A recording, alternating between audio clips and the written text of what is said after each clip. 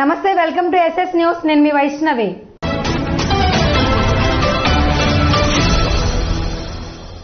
జ్యేష్ఠ బహుళ ఏకాదశిని పురస్కరించుకుని ఘనంగా ఆదిత్యుని కళ్యాణం నిర్వహించిన ఆలయ ప్రధాన అర్చకులు.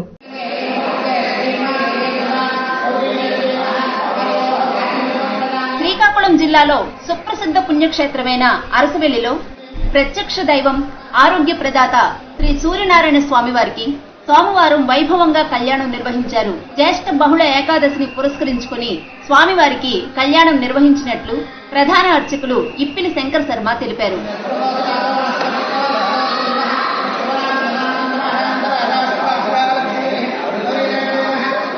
సోమవారం ఉదయం 8 గంటలకు కళ్యాణం ప్రారంభించగా వేదమంత్రాలు, మంగళ వాయిద్యాల నడుమ స్వామివారి కళ్యాణం వైభవంగా నిర్వహించినట్టు ఆలయ ఈవో వి హరిసూర్య ప్రకాష్ తెలిపారు.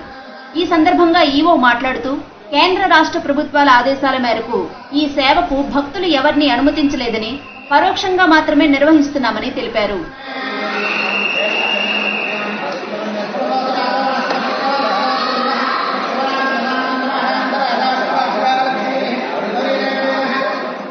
రణస్థలం జాతీయ రహదారిపై రోడ్డు ప్రమాదం. ఆగి ఉన్న లారీని ఢీకొట్టిన మరో లారీ, తప్పిన పెను ప్రమాదం.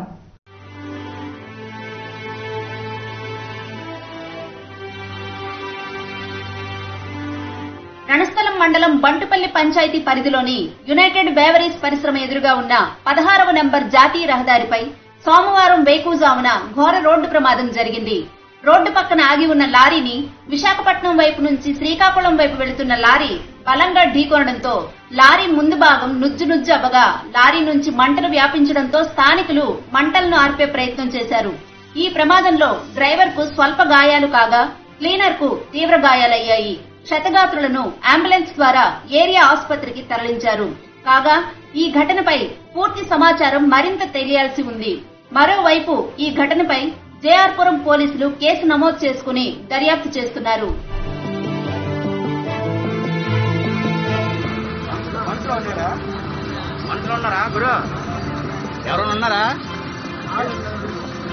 ఉన్నారా ఎవరు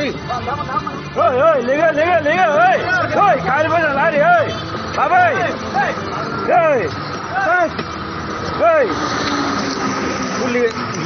నీళ్ళు వాటర్ వాటర్ వాటర్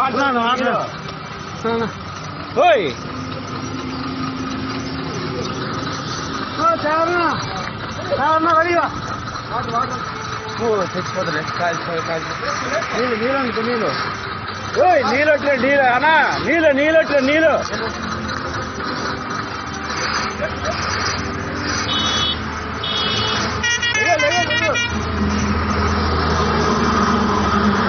ఇగో బాబాయ్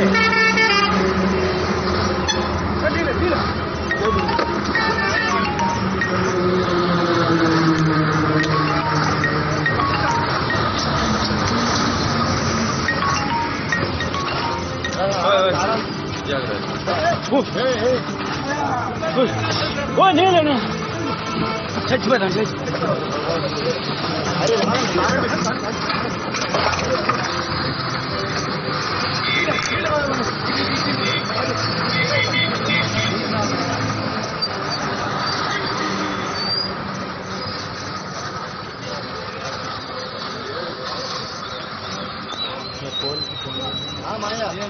పోలీసులు కాదు మంటలు ఇస్తుంది.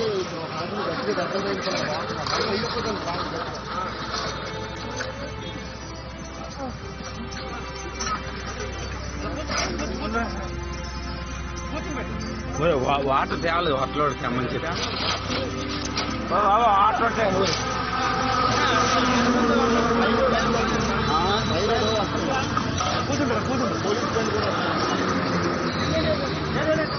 రాయవలస శ్రీ ఎండల మల్లికార్జున స్వామి వారి దేవస్థానం అభివృద్ధి పనులకు శంకుస్థాపన చేసిన ఎమ్మెల్సీ దువ్వాడ శ్రీనివాస్.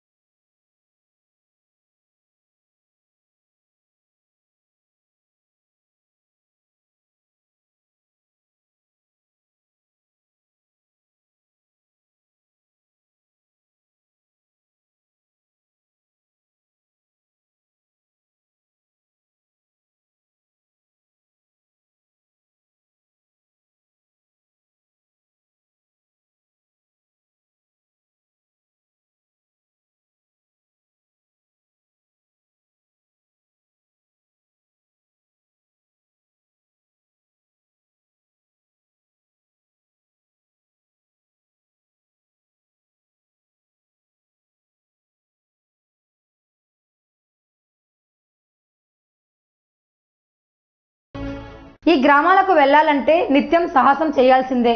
ఈ ప్రయాణం ప్రమాదకరమని తెలిసినా తప్పనిసరి పరిస్థితుల్లో నదిని దాటుతున్న గ్రామస్తుల ఆవేదన వర్ణనాతీతం. వంగర, వీరఘట్టం మండలాల్లో ఉన్న జేకే, గుమడ, కడకళ్ళ సరైన రహదారి సదుపాయం లేదు. ఈ గ్రామాల్లో ఉన్నవారు తమ ఊరు చేరుకోవాలంటే పడవ ప్రయాణం తప్పనిసరి. ఇందుకోసం ఇక్కడ ఆ స్థానిక గ్రామాల వారు 2 పడవలను నడుపుతున్నారు.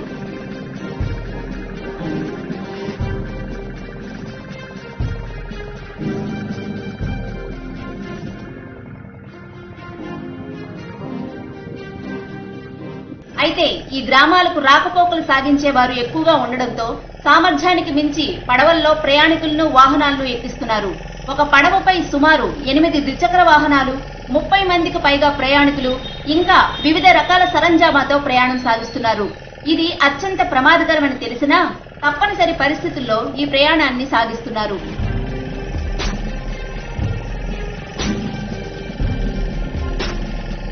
దీనిపై అధికారులకు ఎటువంటి పర్యవేక్షణ లేదు.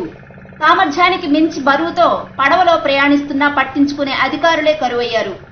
ఏదైనా జరగరానిది జరిగి ప్రమాదం సంభవిస్తే ఎవరు బాధ్యులు అని పలువురు ప్రశ్నిస్తున్నారు.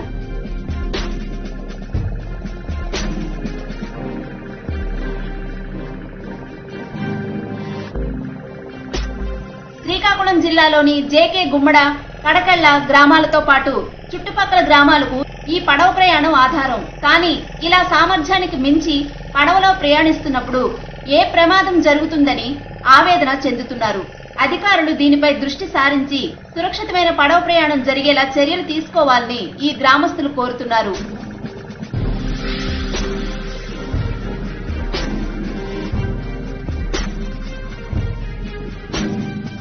జగనన్న కాలనీ ఇళ్లకు సంబంధించి మెగా హౌసింగ్ ప్రగతిపై నర్సనపేట, జలుమూరు, పోలాకి మండలాల అధికారులు, ముఖ్య నాయకులతో డిప్యూటీ సీఎం ధర్మన సమీక్ష నిర్వహించారు.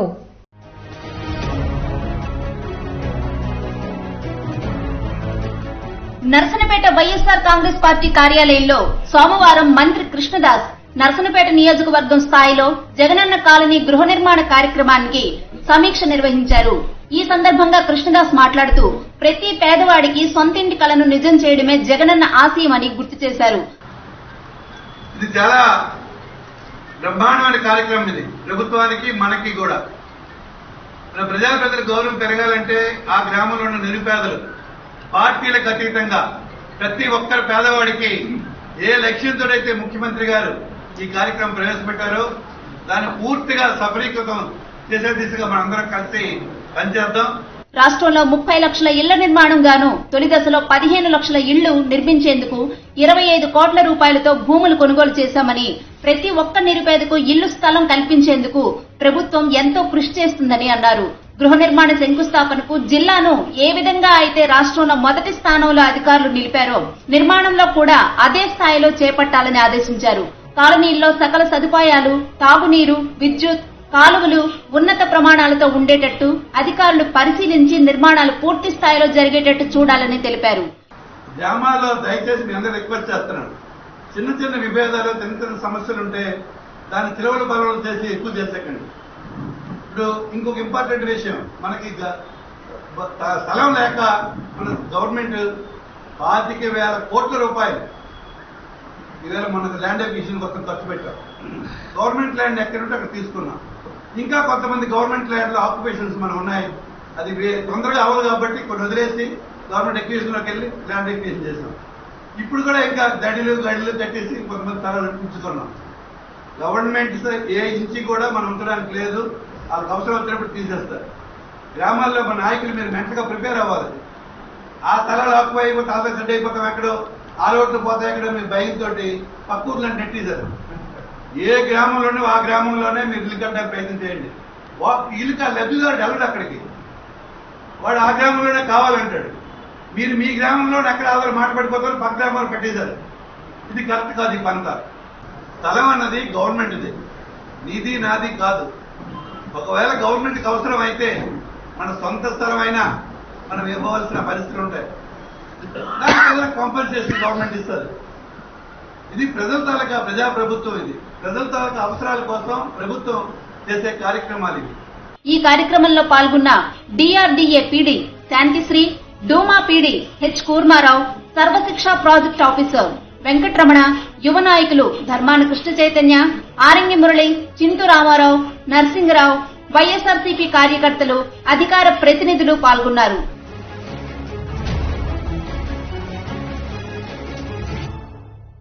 పంచాయతీ కార్మికుల సమస్యలు పరిష్కారం చేయాలని సిఐటియు జిల్లా కార్యదర్శి చలపతిరావు డిమాండ్ చేశారు. ఏపీ గ్రామ పంచాయతీ కాంట్రాక్ట్ పారిశుధ్య కార్మికులు, పంపు ఆపరేటర్లు, ఎలక్ట్రీషియన్ వర్కర్స్ సమస్యలను వెంటనే పరిష్కరించాలని సిఐటియు జిల్లా కార్యదర్శి వై చలపతిరావు డిమాండ్ చేశారు. సోమవారం ఏపీ గ్రామ panchayati employees and workers union CITU ఆధ్వర్యంలో జిల్లా కలెక్టర్, టీపీఓకి వేర్వేరుగా వినతి పత్రాలు సమర్పించారు. ఈ సందర్భంగా సిఐటియు జిల్లా కార్యదర్శి వై చలపతిరావు, ఏపీ గ్రామ పంచాయతీ ఎంప్లాయీస్ వర్కర్స్ యూనియన్ అధ్యక్ష కార్యదర్శులు ఎల్ అరుణ్ కుమార్, జి మన్మథరావు మాట్లాడుతూ జిల్లా వ్యాప్తంగా గ్రామ పంచాయతీ పారిశుధ్య కార్మికులకు, ఎలక్ట్రీషియన్, పంపు ఆపరేటర్లకు 3 నుండి 10 నెలల వరకు వేతన బకాయిలు ఉన్నాయని వెంటనే చెల్లించాలని అన్నారు. కరోనా సమయంలో కుటుంబాలకు దూరంగా ఉంటూ విధి నిర్వహణలో తమ కర్తవ్యం పాటించామని, మా కుటుంబాలు ప్రస్తుతం ఆకలి పస్తులతో ఉండాల్సి వస్తోందని, పీఎఫ్ ఈ 5 పంచాయతీలలో అమలు కావడం లేదని, వెంటనే ప్రభుత్వ జీవో ప్రకారం అమలు చేయాలని, కార్మికులకు న్యాయం చేకూర్చాలని తెలిపారు. ఈ సమస్యలు పరిష్కరించకపోతే సమ్మెకు సిద్ధంగా ఉన్నామని తెలియజేశారు. ఈ కార్యక్రమంలో కృష్ణ, ఈశ్వర్రావు, రాము, రమణ, ప్రసాద్ తదితరులు పాల్గొన్నారు.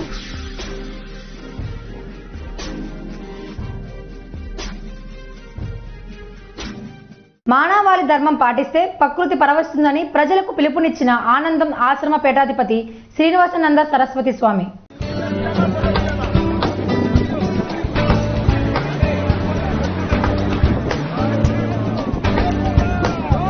మానవాళి తమ ధర్మాన్ని పాటించి యజ్ఞయాగాదులు చేసినప్పుడు ప్రకృతి పరవశించి వర్షాలు కురుస్తాయని పీఠాధిపతి శ్రీనివాసానంద అన్నారు. టెక్కలి నియోజకవర్గం సంతబొమ్మాళి మండలం డి మరువాడ సముద్ర తీరంలో వరుణదేవుడి కరుణ కోసం 3 రోజులుగా జరుగుతున్న గంగ పూజ యజ్ఞాన్ని ఆయన సందర్శించారు. ఈ సందర్భంగా స్వామి మాట్లాడుతూ పాశ్చాత్య నాగరికతలో పడి ప్రజలు కొట్టుమిట్టాడుతున్నారని అన్నారు. టీవీ సీరియల్స్ చూసి విలాసాలకు అలవాటు పడుతున్నారని, ఈ నేపథ్యంలో సనాతన ధర్మం పాడవుతుందని, వాటిని గాడిలో పెట్టడానికి యజ్ఞయాగాదులు దోహదపడతాయని అన్నారు. ఈ కార్యక్రమంలో ఆర్ఎస్ఎస్ ప్రతినిధి చింతు పాపారావు, యోగా చంద్రశేఖర్, మాజీ సర్పంచ్లు మెరుగు నోకయ్య, మేఘవరం సర్పంచ్ ప్రతినిధి శ్రీనివాసరెడ్డి, తేజరావు, మెరుగు తమ్మయ్య తదితరులు పాల్గొన్నారు.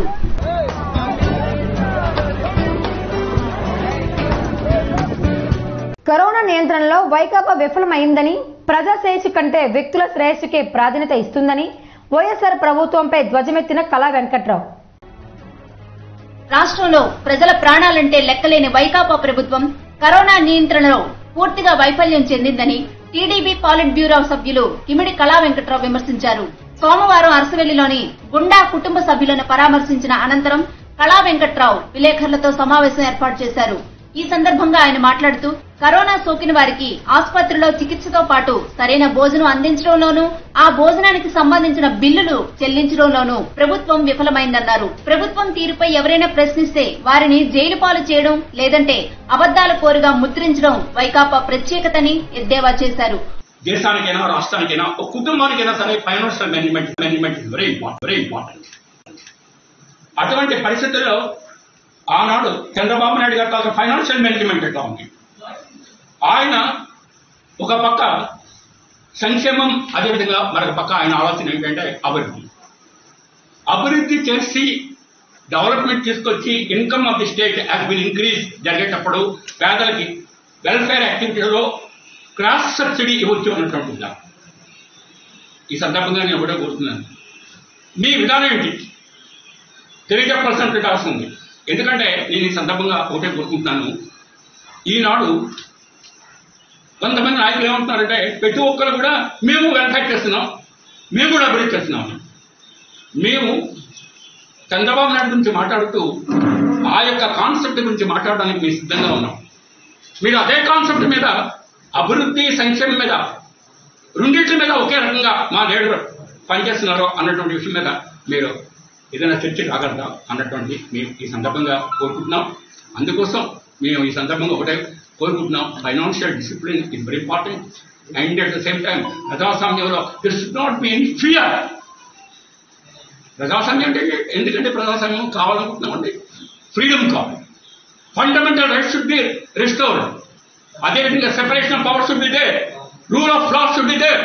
All these concepts are very important in modern democracy. In such a modern democracy, these concepts, fundamental rights, అదేవిధంగా రూల్ ఆఫ్ లా, అదేవిధంగా ఈవేళ మనం ఒక్కసారి అధ్యయనం చేసుకునేటప్పుడు ఈ ఫైనాన్షియల్ మేనేజ్మెంట్, ఇవన్నింటిలో మనం అధ్యయనం చేయాలని చెప్పి మేము ఈ సందర్భంగా మనం చేస్తూ, ముఖ్యమంత్రిగా బాధ్యతలు చేపట్టగానే 2 లక్షల ఉద్యోగాలు చేపడతానన్న జగన్మోహన్ రెడ్డి జాబ్ క్యాలెండర్ తో యువతను నట్టేట ముంచారని ఆరోపించారు. నిత్యావసర ధరలు, పెట్రోల్ ధరలు రోజు రోజుకు పెంచుకుంటూ సామాన్యుడిపై ఆర్థిక భారాన్ని ప్రభుత్వం మోపుతుందని అన్నారు. కుడి చేత్తో ఇచ్చి ఎడం చేత్తో తీసుకున్నారన్న చందంగా బ్యాంకు ఖాతాల్లో డబ్బులు జమ చేసి పన్నుల రూపంలో ప్రజలను రాష్ట్ర ప్రభుత్వం దోచుకుంటుందని కళా వెంకట్రావు విమర్శల వర్షం కురిపించారు. దైనందిన కార్యక్రమాలకు కూడా పేమెంట్ ఇవ్వలేనటువంటి స్థితిలో ఉంది. మా మిత్రులు చెప్పినట్టుగా ఎక్కడైనా వెల్ఫేర్ స్టేట్ అంటే శ్రేయో రాజ్యం, ప్రజలందరికీ శ్రేయస్సు కోరుకునేటటువంటి రాజ్యం కావాలి, పరిపాలన ఇవ్వాలి అని అంటే ఆ రాష్ట్ర ఆర్థిక మూలాలను బట్టి, ఆర్థికంగా వచ్చేటటువంటి రాబడిని బట్టి ఒక ప్రణాళిక తయారు చేసుకుంటారు. అదే బడ్జెట్. జగన్మోహన్ రెడ్డి గారు వచ్చిన 2 సంవత్సరాల నుంచి ఓ బడ్జెట్ ఉందా అని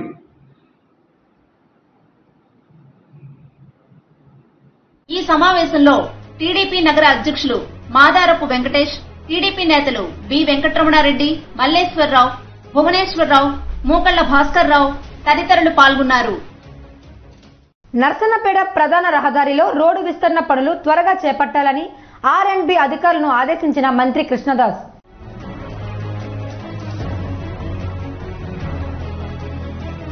సోమవారం నర్సన్నపేట వైఎస్ఆర్ కాంగ్రెస్ పార్టీ కార్యాలయంలో R&B అధికారులతో ధర్మాన కృష్ణదాస్ సమీక్ష నిర్వహించారు. అనంతరం ఆయన మాట్లాడుతూ నర్సన్నపేట ప్రధాన రహదారి విస్తరణ చేసేందుకు 4.5 కోట్ల రూపాయల నిధులు కేటాయించడం జరిగిందని, అయినప్పటికీ పనుల్లో జాప్యం పట్ల అధికారుల తీరుపై అసంతృప్తి వ్యక్తం చేశారు.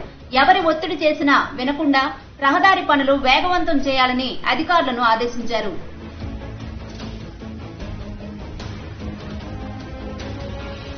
రిమ్స్ ఆసుపత్రిలో పనిచేస్తున్న కార్మికులందరికీ బకాయి వేతనాలు వెంటనే చెల్లించాలని సిఐటి ఆధ్వర్యంలో నిరసన తెలిపారు. అమలు చేయాలి, సమస్యల పరిష్కారం అయ్యే వరకు పోరాడతాం, సమస్యల పరిష్కారం అయ్యే వరకు పోరాడతాం, ఆ జీవో అమలు అయ్యే వరకు పోరాడతాం. ప్రభుత్వ సార్వజన ఆసుపత్రిలో కార్మికులందరికీ బకాయి వేతనాలు చెల్లించి ఆప్కోస్ పరిధిలోకి చేర్చాలని సిఐటియు జిల్లా నాయకులు టి తిరుపతిరావు ప్రభుత్వాన్ని డిమాండ్ చేశారు. శనివారం స్థానిక కలెక్టర్ కార్యాలయం ఎదుట రిమ్స్ కార్మికుల సమస్యలపై ధర్నా నిర్వహించారు. ఈ సందర్భంగా ఆయన మాట్లాడుతూ సెక్యూరిటీ గార్డులందరికీ కనీస వేతన చట్టం ప్రకారం జీతాలు చెల్లించే విధంగా చర్యలు తీసుకోవాలని, కాంట్రాక్టర్ తగిన జీతాలు చెల్లించలేమని కాలయాపన చేస్తున్నారని విమర్శించారు. కనుక తక్షణమే ప్రిన్సిపల్ ఎంప్లాయీ, అగ్రిమెంట్ ఇంప్లిమెంటేషన్ అధికారి, రిమ్స్ సూపరింటెండెంట్ కలుగు చేసుకుని నూతన వేతన ఒప్పందం చేయాలని, అలాగే పాత కాంట్రాక్టర్ బకాయిలు పడ్డ పిఎఫ్, ఈఎస్ఐ వెంటనే చెల్లించాలని, ఆసుపత్రిలో జరుగుతున్న శానిటేషన్, సెక్యూరిటీ, ఇతర ఉద్యోగాల అక్రమ నియామకాలు ఆపి కోట్లాది రూపాయల అవినీతి, అక్రమాలపై సమగ్ర దర్యాప్తు చేపట్టాలని డిమాండ్ చేశారు. సుమారు 500 మంది పైగా కార్మికులు తమ తాలూకా కష్టార్జితంతో అక్కడ పనిచేస్తున్నారు. రెక్కలు ముక్కలు చేసుకుని మరి కోవిడ్ లో సైతం ప్రాణాలకు తెగించి చాలా శ్రమ చేస్తున్నారు. కానీ అక్కడ కాంట్రాక్టర్లు, కొంతమంది బ్రోకర్లు లేకమై వాళ్ళ జీతాలు ఇప్పించడంలో కానీ, ఈఎస్ఐ కానీ, పిఎఫ్ కానీ, ఇతరత్ర కార్మిక సంక్షేమ పథకాలు ఏవైతే ఉన్నాయో అవన్నీ ఎగ్గొట్టినటువంటి పరిస్థితి ఉంది. కోట్లాది రూపాయలు కొమ్మక్కు అయిపోతున్నటువంటి పరిస్థితి ఉంది. కాబట్టి దీన్ని వెంటనే దర్యాప్తు చేయాలి. వీటితో పాటుగానే ఇప్పటికే బకాయి పడ్డ 4 నెలల వేతనాలు కూడా వెంటనే మంజూరు చేయాలి. వీటితో పాటుగానే ఏదైతే PF, ESI ఉన్నాయో అవి కూడా అమలు చేయాలి. ముఖ్యంగా సెక్యూరిటీ గార్డులు దాదాపు 110 మంది అక్కడ ఉన్నారు. వాళ్ళందరికీ కూడా కాంట్రాక్ట్ వస్తాడు వెళ్తాడు. నూతన వేతన ఒప్పందం చేయాలి. ఆయన చెప్పినటువంటి 43 జీవో ఏదైతే ఉందో కనీస వేతన చట్టం వాళ్ళు చెప్పిందే, మేము చెప్పింది కాదు. వాస్తవంగా అయితే జగన్మోహన్ రెడ్డి గారు తన పాదయాత్రలో కానీ మొన్న ప్రకటించారు. అలాగే కేరళ, తమిళనాడు లాంటి రాష్ట్రాల్లో కూడా రోజుకు 600 రూపాయలు చొప్పున నెలకు 18,000 రూపాయలు కనీస వేతనం ఇవ్వాలనేసి సుప్రీంకోర్టు సమాన పనికి సమాన వేతనం ఇవ్వాలని జీవోలు ఉన్నాయి. ఈ జీవోల ప్రకారం రిమ్స్ కార్మికులందరికీ కూడా చట్టాలు అమలు చేయాలని, లేని రానున్న రోజుల్లో పోరాటాలు ఉధృతం చేస్తాం. దానికి జరిగే పరిణామాలకి దానికి ప్రభుత్వ అధికారులు అలాగే ప్రజాప్రతినిధులు ప్రభుత్వ బాధ్యత వహించాల్సి ఉంటుందని ఈ సందర్భంగా హెచ్చరిస్తున్నాం. అందరికీ పే స్లిప్లు ఇవ్వాలని, కార్మిక సంక్షేమ పథకాలు వర్తింపజేయాలని ముఖ్యమంత్రి జగన్మోహన్ రెడ్డి పాదయాత్రలో చెప్పిన హామీ ప్రకారం అందరినీ ఆప్కోస్లో చేర్చకపోతే ఆందోళనలు ఉధృతం చేస్తామని హెచ్చరించారు. రిమ్స్ లో కాంట్రాక్టర్లు ఇష్టారాజ్యంగా వ్యవహరిస్తున్నారని అధికారులు చొరవ తీసుకుని సమస్యలు పరిష్కరించాలని డిమాండ్ చేశారు. జగన్మోహన్ రెడ్డి గారు మీకు ఒక వందనములు. అయ్యా, గతసారి పాదయాత్ర చేసినప్పుడు చాలా హామీలు ఇచ్చారు. మాకు సెక్యూరిటీకి, శానిటేషన్ కి మరి ఆఫ్కోర్స్ లో పెడతామన్నారు, ఇంతవరకు పెట్టలేదు. గతసారి సెక్యూరిటీ, శానిటేషన్ కలిసి ఉంది, అవి విడదీశారు. వాళ్ళకి సరైన జీవో ఇచ్చారు. వాళ్ళకి 16,000 రూపాయలు శాలరీ ఇచ్చారు. మాకు మాత్రం ఏ జీవో చేయకుండా, ఏది లేకుండా ఏదో కూలి పనికి వెళ్తే 100 రూపాయలు, 200 రూపాయలు అనుకొని మాకు ఈ విధంగా మీరు అన్యాయం చేయడము ఇది మీకు భావ్యం కాదు. మీరు అన్ని తెలిసేవారు, మీరు పాదయాత్ర చేశారు, ప్రతి ఊరు తిరిగారు, పట్టణాలు తిరిగారు. అది మీ నాన్నగారు కట్టించిన రిమ్స్ హాస్పిటల్లో ఇంత అవినీతి అక్రమం జరుగుతుంటే ఎందుకు మీరు దాన్ని స్పందించట్లేదు? అలాగే అక్కడ ఉన్న అధికారులు కూడా ఎవరు స్పందించట్లేదు. ఈఎస్ఐలో చాలా కుంభకోణం ఉంది, PF లో చాలా కుంభకోణం ఉంది. అసలు రోస్టర్ ఆఫ్ రిజర్వేషన్ అమలు చేయడం లేదు. ఎవరికి వచ్చిన డబ్బులు వాళ్ళతోనే నింపుకొని ఆ కాంట్రాక్ట్ సొమ్ము చేసుకుంటున్నారు. ఈ కార్యక్రమంలో రిమ్స్ యూనియన్ అధ్యక్ష కార్యదర్శులు మామిడి సూర్యనారాయణ, కొప్పల భాస్కర్ రావు, పి సంతోషి, జె వెంకట్రావు, కృష్ణమోహన్, సోమేష్, వెంకట్రావు తదితరులు పాల్గొన్నారు. రాష్ట్రంలో పేద ప్రజల సొంత ఇంటి కల నెరవేర్చి ప్రతి ఇంటికి పెద్ద కొడుకు జగన్మోహన్ రెడ్డి అయ్యారని తెలిపిన రాష్ట్ర మంత్రి డాక్టర్ సిదిరి అప్పలరాజు సోమవారం పలాస, కాశీబుగ్గ మున్సిపాలిటీ ప్రజలకు ప్రభుత్వం అందించిన జగనన్న ఇళ్ల స్థలం రామకృష్ణాపురం లేఅవుట్ ను మంత్రి సందర్శించారు. ఈ సందర్భంగా అక్కడ పునాదులు నిర్మిస్తున్న లబ్ధిదారులతో మాట్లాడారు.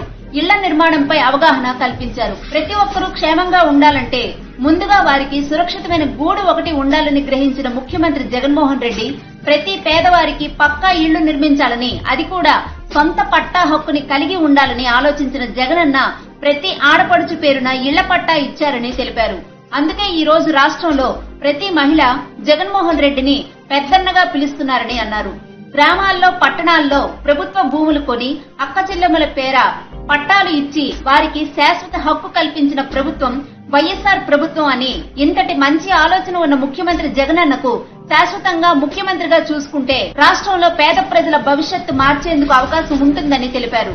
ఈ కార్యక్రమంలో municipal chairman Balla Giribabu, vice chairman Borakrishnarao, AMC chairman PV Satish, Palasa, Kasibugga municipal ward కౌన్సిలర్లు, లబ్ధిదారులు, ప్రజలు పాల్గొన్నారు.